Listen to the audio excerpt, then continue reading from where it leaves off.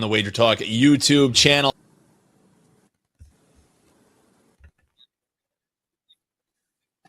Slate that is increasingly shrinking,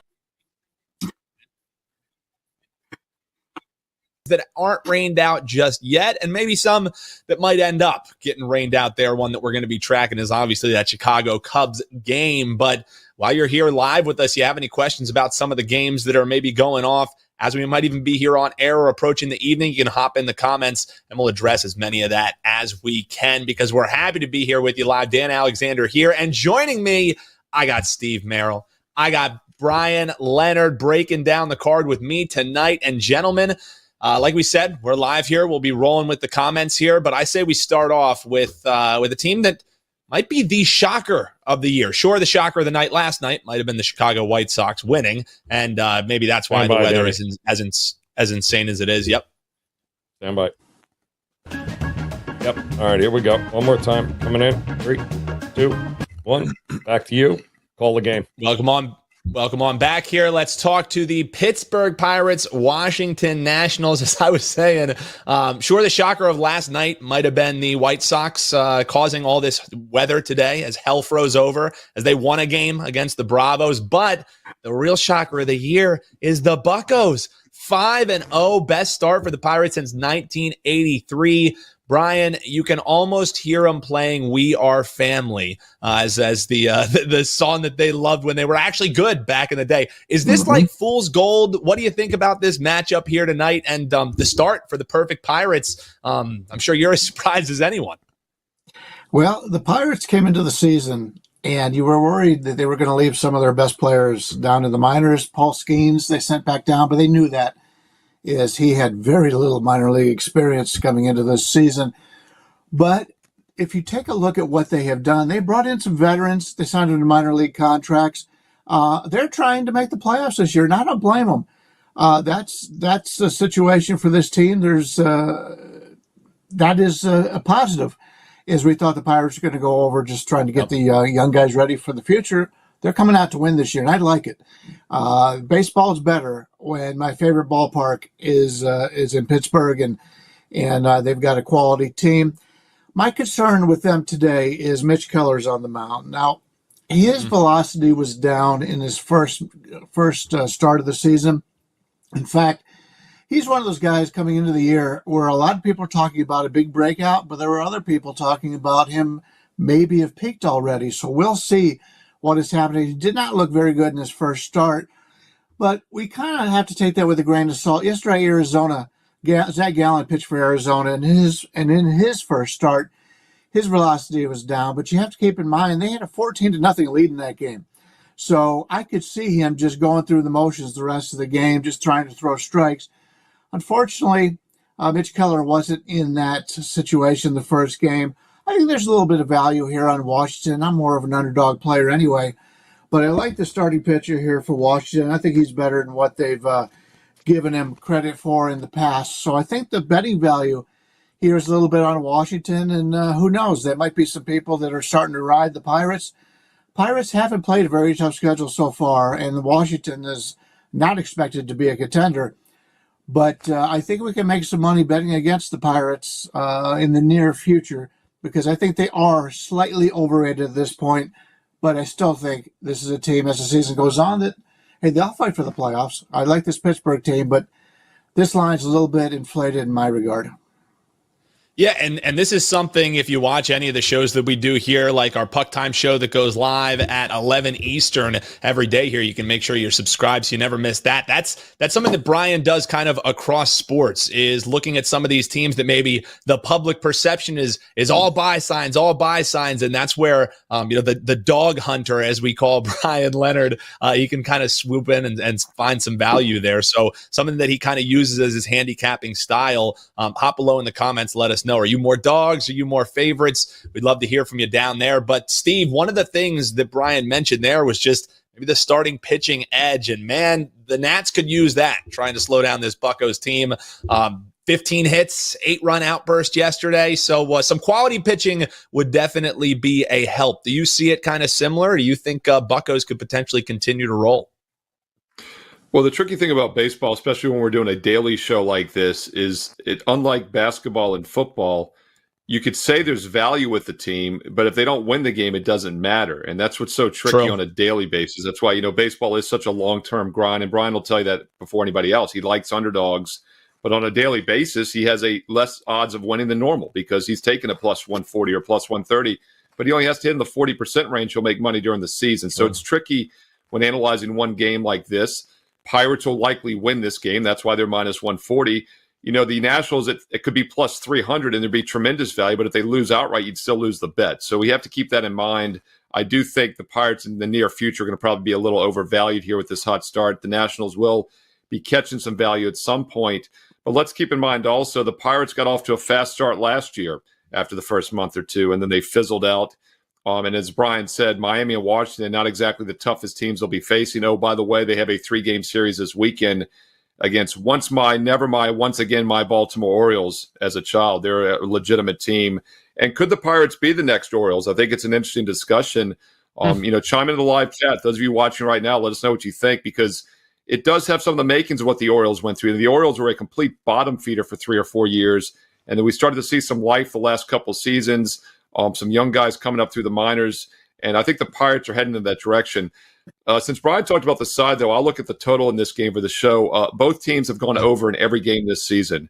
Pittsburgh and Washington now 9-0 combined. They, of course, went over last night with 12 runs. And it's not misleading. The Pirates have put up 9 hits or more in every game. They've had double-digit hits in each of their last 4 games, and they've put up 6 runs or more in all 5 games. So their offense is in great current form. Nationals are actually hitting the ball a little bit better than people realize. After the opening day, just 2-run performance, they've put up a total of 16 runs in their last 3 games, and they've had 8 hits or more in each of those games. So I think offense is going to be at worth a look here, and we'll check where this line has moved. It opened 9 to the under, and it actually dropped 8.5 in some spots, 9 under 20, but 8.5 over 20 in others. 9 is a very key number, so if you are going to look at the over here, make sure you get that 8.5 and shop around. Talking total and side there in the Pirates and the Nats game. And that one, it looks like weather shouldn't be an issue. It looks like there's a decent window where the game is already scheduled, but, that could change in an instant. So that one still scheduled to go on as expected. We'll swing over here to the Rockies and Cubs. And folks, you can hop below in the comments. We'll address some of your questions as we go on through here on the live stream. If you're watching on the rewatch, also hop below and let us know what your best bets are this evening. We love chopping it up with you down there, whether you're watching live with us on the WagerTalk YouTube channel or you're watching on the rewatch. We appreciate you tuning in, and make sure you hit that subscribe button. Throw us a like for the efforts the gentlemen are dropping here. But Rockies, Cubs, Bri, we talked about dogs. Talk about a stinky dog here, man. I mean, the Cubs are up to over 2-1 favorites in some spots as the Rockies continue. It was a close one yesterday, man. It was a 12-2 game yesterday.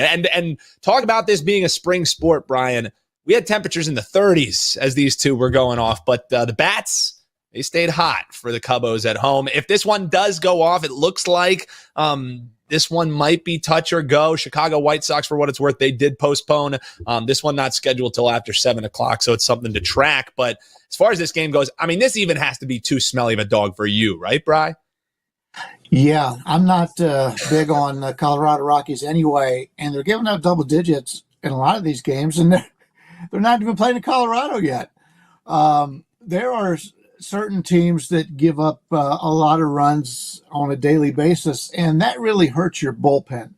And when you're on the road, you're already playing at an offensive disadvantage because they don't have really a lot of hitters on that Colorado team. If you take a look at their home road dichotomy at home, they hit well. On the road, they hit terribly.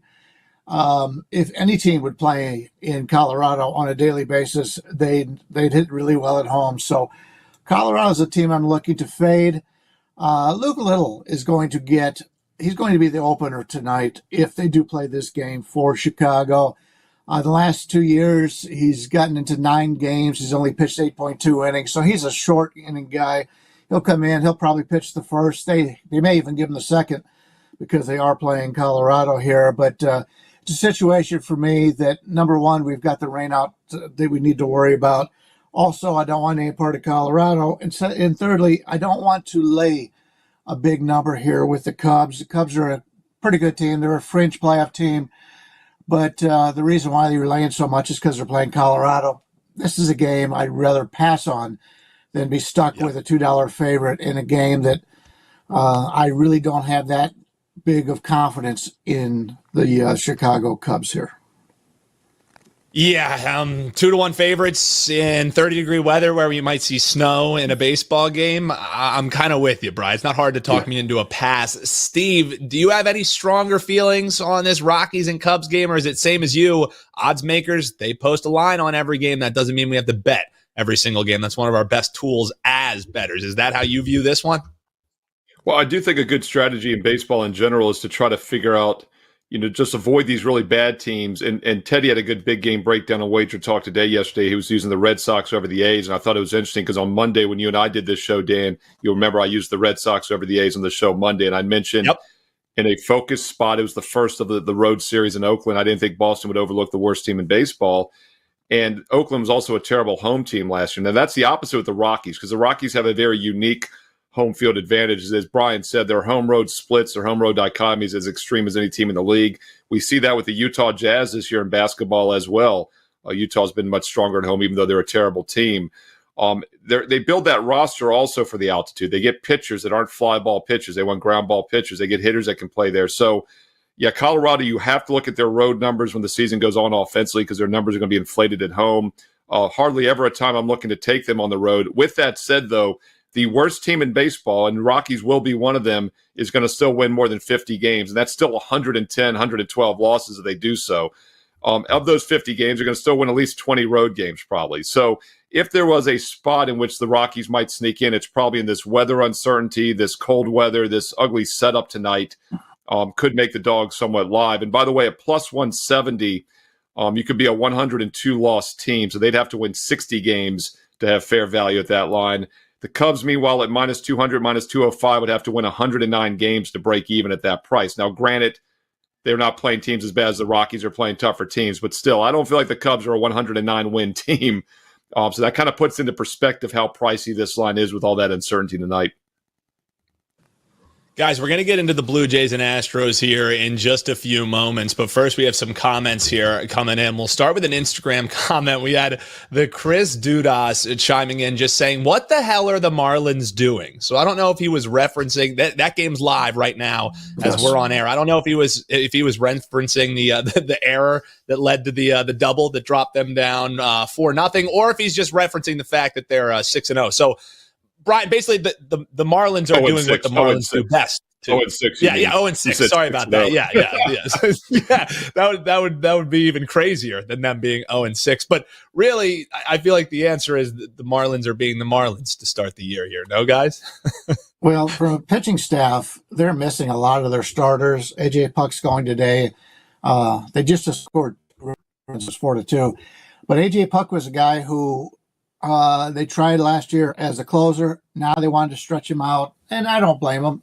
He's a very good starter when he's healthy, but you have that occurrence where he's not used to throwing this many innings. There was a lot of debate coming into the season if that was the right move.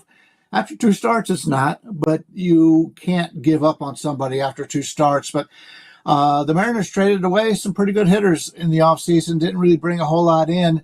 The Mariners are going to win games by low-scoring games, and that's because their pitching staff is so good. But they've got so many starters right now that are hurt. You can't judge them now on what's going to happen later on in the season. But I'll be honest with you. They've been a disappointment. I played them earlier today in this game. I thought they were going to come out with a better effort, especially for Puck. But he has not pitched any better, and they've got some things to worry about until they get some of these starters back.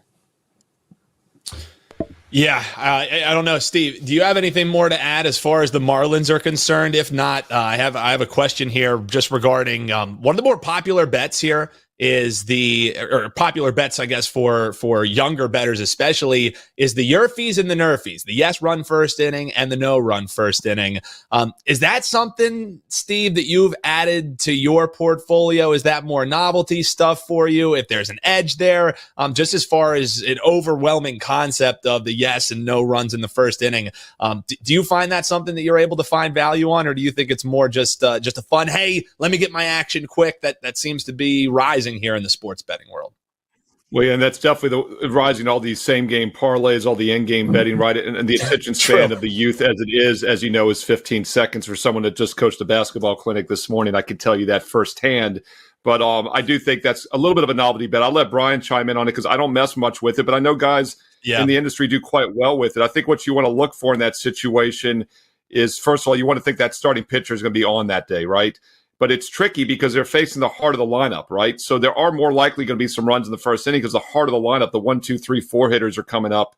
But then again, that starter should be on his A game if he comes out right. But real quick on the Marlins, they were a play-on team for me last season because if you recall, the year before in 2022, they had one of the worst one-run loss records in baseball. They were 24-40 in one-run games, and I just kind of felt like that was going to come back down to earth. They were 69-93, and what happens last year? They overachieved. They make the playoffs as a wild card team at 84-78, but they were minus 57 net runs, which means they should have been 75-87. So they were actually probably the most overrated team last year. Now out of the gate, they're 0-6. So does look like maybe the Marlins are a fade team, and we've seen this movie before in Florida 20-some years ago when they sold off after that World Series. It just seems like they can't get things right down with that organization. Well, and Steve, the Miami Marlins might be a fade team moving forward, but we had one person chiming in on YouTube Shorts. Either you guys, like Brian said, they just scored 2 runs. You know, one of the joys of being live here on the air while some of these games are going on. Question in the chat, like, are the Miami Marlins a live bet right now, or is this just, hey, they finally got 2 runs across? That tickle your guys' twine at all? I don't have anything to say about it because I'm doing the show. I'm not watching the game. I don't want to look at actual stats because you don't know how the stats were accumulated. But I will say when it comes down to the first inning bets, there's certain pitchers who they've said for years, if you don't get them early, you don't get them at all. And I think Roger Clemens might have been one of those coming off the top of my head. There's certain pitchers that struggle when they start the game, and those are the teams I would like to fade. But anytime a game goes longer, the better team has a better chance of winning, which is why, you know, we talked a little bit about in the Colorado, and you talked about him as a 180, that kind of thing. I went back and I researched. I did much better by playing underdogs in a smaller range because the game, as it takes longer, the better team has got more, chances to come back into the game. And I struggled in those.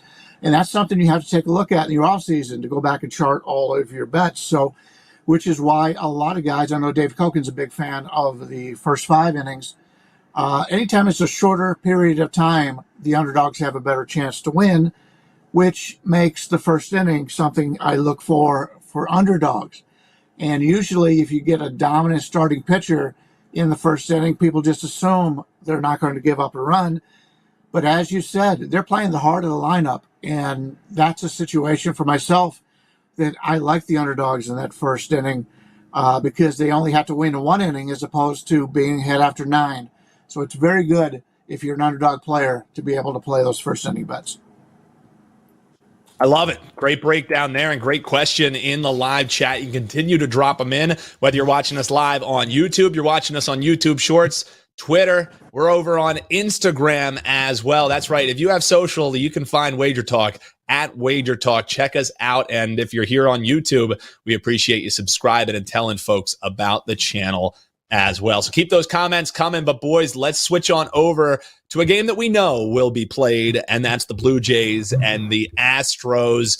Steve, man, new year, same woes, it seems like, for this Blue Jays team. Yes, they did enough to win yesterday, but it's just insanely talented roster that just has insanely inconsistent production is what it seems like the moniker of the Blue Jays is. So it looks like Bassett versus Javier in this one. How are you looking to bet it, Steve?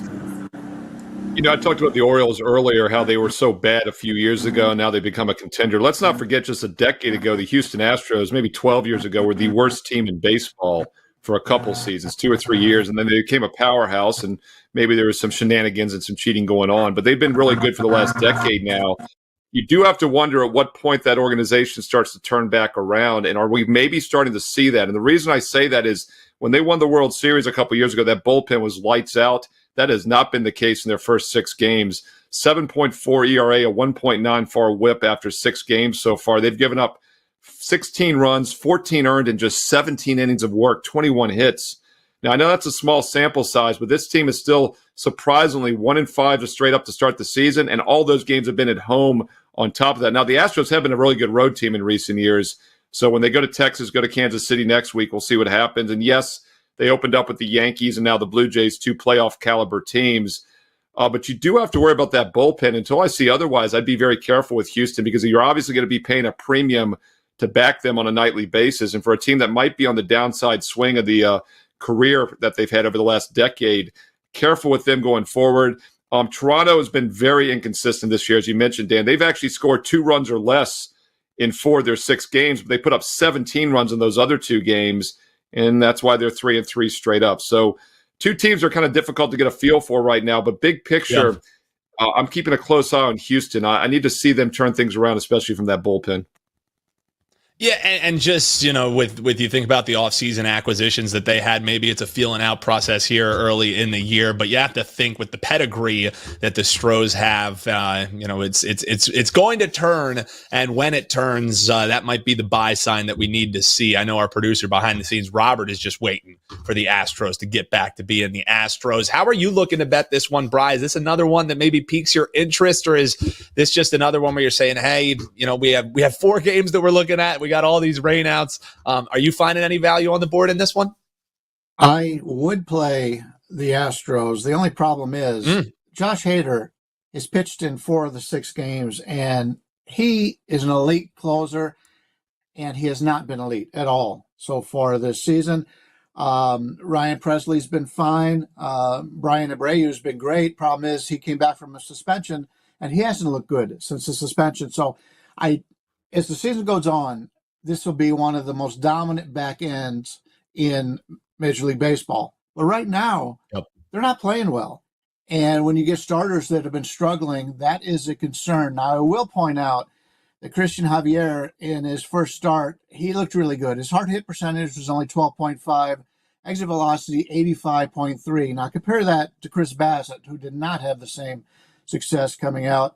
His hard percentage is 53.3. Exit velocity of 91.3. Bassett's a guy that's going to give you a lot of innings. He doesn't give you a ton of quality innings. But going against this Houston lineup, I think he will struggle. But with the way the back end of this bullpen is for Houston, I'm not going to trust him to lay that number as a favorite. So I'll be sitting this one out. Yeah, it's as simple as that. And hop below in the comments if you're eyeing to bet this one. We'd love to hear from you while you're down there. Make sure you hit the like button. And guys, make sure you check these guys out over at WagerTalk.com. You can always go to WT.buzz/deals to see what kind of great savings are going on there. Before we get into this Giants and Dodgers game, Brian, let people know what you got rocking this evening. Yeah, I've got 2 plays up on the evening card. You can get both those plays for $19. Also have another nice winner in the NHL. Number 1 all-time in NHL profit. Had a big 4% last night on our local team, the Vegas Golden Knights. And they just came out on fire. So that was a wire-to-wire winner. I expect the same out of our hockey game tonight. So that's available up on the site right now. Looking at this game, when we take a look at the San Francisco contest here, excuse me. San Francisco over the years has played the Dodgers very tight. And so I usually could find some value on San Francisco. Unfortunately, they didn't have that yesterday. They have an elite closer in Duvall. He has not pitched in any of the last 3 games. So that is something that really gives them an advantage here. And the Rogers brothers, Tyler and Taylor, playing for San Francisco, the back end of that bullpen, they've each only pitched once in the last 3 games. So I really like the San Francisco situation in this one. Starting the starters in this one. Harrison, I like him, but he's had control problems in the past. He's a very good young pitcher, pitched great his first time out. Let's just say if you have him in fantasy baseball, I wouldn't start him against this Dodgers lineup, pitching at home. Yep. Glasnow's going. This will be his third start. This is the number one starter. It's his third start. When we saw yesterday, there were teams still playing their fifth starter. So because of the situation in Korea, the Dodgers have an advantage, and obviously San Diego does too, that they get to come back with a number 1 and 2 starters earlier. That will make a difference as the season goes on. That'll put them up in getting at least one more start before the year is over. I like the Dodgers as a hitting team, but San Francisco in the back end, I like that also. So what I'm looking to do here is I'm hoping the Dodgers get out to a sizable lead for the first half, and I could look at playing San Francisco. Let's say the Dodgers lead by 2 in that range. I could get a chance to play San Francisco's back end of the bullpen, because even if they're not winning this game, just to get their back of the bullpen in the game, I would expect them to pitch in this contest. So we're going to get at least 2 out of their 3 best players here, regardless of what the score is in this game. If I can play San Francisco the second half of this game at a nice underdog price, that's what I'll be looking to do. Yeah, and I love the way that you break that down as well, because it's kind of, you obviously come in with your thoughts of what could potentially be happening pre-flop, thanks to the research that you do, the numbers that you look at, the handicap that you arrive at. And then instead of being so rigid and saying, this is how the game is going to go, it allows you to have some flexibility as far as live betting goes. And if you're managing your bankroll, live betting can be a terrific tool when you're not chasing, when you're trying to adjust what you're seeing with your eyes and how it works into the way that you handicap the game. Love that approach, Brian, and love that breakdown. It's a great tip on maybe how people could bet these games moving forward. Let us know. Are you live bettors? Let us know in the chat. Do you like attacking live? And if so, do you have any strategies that you use to do so? Steve, your thoughts on this game, man? I mean, Harrison for the for the San Francisco side has quite the tall task. As Brian said, it's hard not to like this Dodgers as a hitting team. 5 runs or more in every single game. Is this like the night that it finally slows down? Or, as Brian kind of said, does it not really matter if it slows down? Could San Francisco have enough to, punch back against the Dodgers, so to speak, in this one? And also let people know what you have rocking tonight at WagerTalk.com. Yeah, first of all, for the live viewers right now, I do have a late afternoon free play, which goes in about 1 hour for Major League Baseball. Late afternoon free play today for Wednesday. So go get that on my page, completely free with analysis, Steve Merril, WagerTalk.com. And while you're there, check out my top baseball best bet. My one official client release is on the nighttime card. It will not be rained out tonight, so you can get that play right now, along with an advanced Final Four best bet. My favorite play of the Final Four is available right now, so you can lock in and shop around for the best number. And oh, by the way, speaking of the Final Four, I did preview videos for both matchups here on Wager Talk TV yesterday. So check those out. Hit subscribe and hit the bell as well, so you know when my additional Fade the Public video goes up this Friday for the Final Four. So NCAA Major League Baseball best bets for Wednesday and a bonus free play right now. Steve Merril, WagerTalk.com.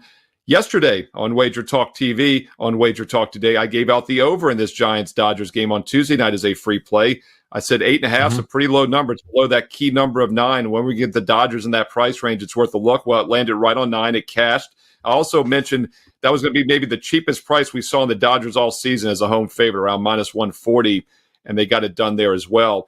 I do think the value is probably with San Francisco in this game tonight. Giants, by the way, have gone over in all 6 games this season. And just like the Astros, their bullpen numbers have not been good. So they are going to have to get their better relievers into this game, because overall, a terrible bullpen so far to start the season. 8.1 ERA, giving up 20 runs in just over 22 innings of work. So that's been their Achilles heel. But their offense has been getting it done, averaging over 5 runs a game and with 6 straight overs. Yet we've seen some sharp money coming on the under in this game. It's 8.5, and it's now juiced under 20. So staying off this game tonight, I do think perhaps the Giants could be a live dog. But as I've always said, if you're going to play the Dodgers, you don't lay minus 240. You play the run line, get it down to minus 110. You can get a minus 240 favorite down to pick them by playing the 1.5. And I know they only won by 1 last night, but keep in mind they were only a minus 140 favorite. You didn't need the run line last night. Otherwise, it's cashed every game but 1 that they've won this season. And the 2 that they've lost outright, they've lost by margin. So it's either the Giants plus 200 or the Dodgers minus 1.5, minus 110. Those are the ways to play this game, depending on which side you like. Yeah, and we have Josiah Queen hopping in the chat saying Dodgers going to crush that 4.5 team total over again. Steve, you kind of mentioned there, with some money potentially looking towards the under, maybe the market doesn't think so. I know either of you have any thoughts on that team total as far as it goes. I mean, Joe Ranieri would say there if it ain't ain't broke, the don't over fix this it. season. Yeah, 5 runs or more in all 8 games this year, so it'd be over or pass. I do think this could be more of an under game for some of the reasons Brian mentioned as well. But I'm definitely not jumping on a Dodgers team total under anytime soon. Brian, any thoughts on this team total? I mean, like Joe says all the time, if it ain't broke, don't fix it. Steve says don't catch a falling knife. It's sometimes that easy. This is the opposite. This is don't get in front of a speeding bullet. the opposite of a falling knife. Exactly right. Yeah, this is set up pretty much where I expected it to be. I'm not seeing a lot of value. I agree with Steve that I wouldn't take the under, but I don't know if I would get there with the over. Harrison has the ability, and he's pitched very well since he was called up. In the minors, like I said, he walked a lot of players. He hadn't done that in the majors very much. He has been good, and if he could get 4 good innings against this Dodgers lineup, you may have problems. Because as I mentioned, I do expect them to use that back end of the bullpen. Steve mentioned the Giants' struggles in the bullpen, but those have all been the guys that are coming in for the long relief. So the guys at the back end haven't had a lot of pitches thrown so far this season. Yeah, no, that's a great point. Guys, we're going to be shutting it down here in just a few. If you have any questions that you want to get in, hop in the chat and let us know. Now, if you're watching on the replay, let us know what your best bets are going to be this evening and how much you love, seeing the rain. Little Creedence Clearwater Revival style, guys. I want to know if you've ever seen the rain. We're all seeing it today. All these damn games we want to bet being canceled. But Steve, before we sign off here, we have one question specifically for you, talking about last year, a really profitable spot for you. We got To The Bank asking, last year, Steve, you were money on with the Rangers, betting on teams with heavy lefties. So how do you think teams are adjusting to the no shift? Is that still an edge for the lefties? That a question from To The Bank. We appreciate you tuning in here, man.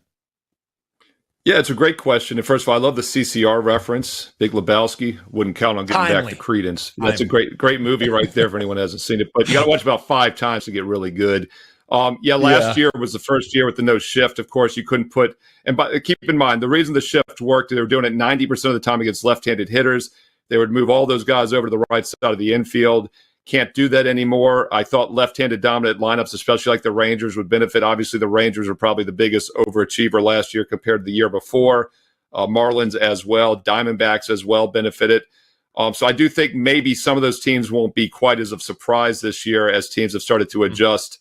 But, yeah, I think teams that maybe have struggled in recent years with heavy lefty lineups, and last year was the D-backs and the Rangers for me, and they both were probably the 2 biggest overachievers in both leagues. Maybe something to keep an eye on still, but it won't be as good as it was last season. It's already been kind of factored in.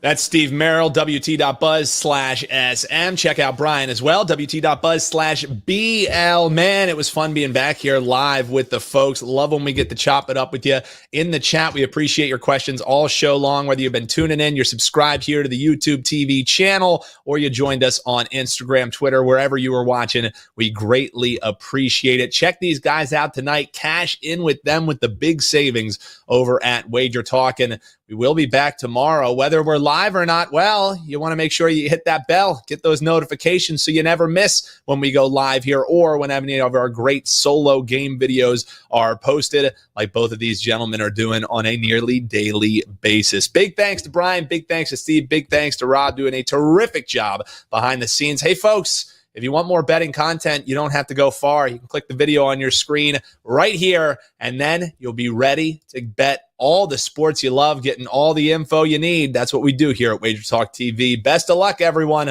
We'll see you next time on First Pitch.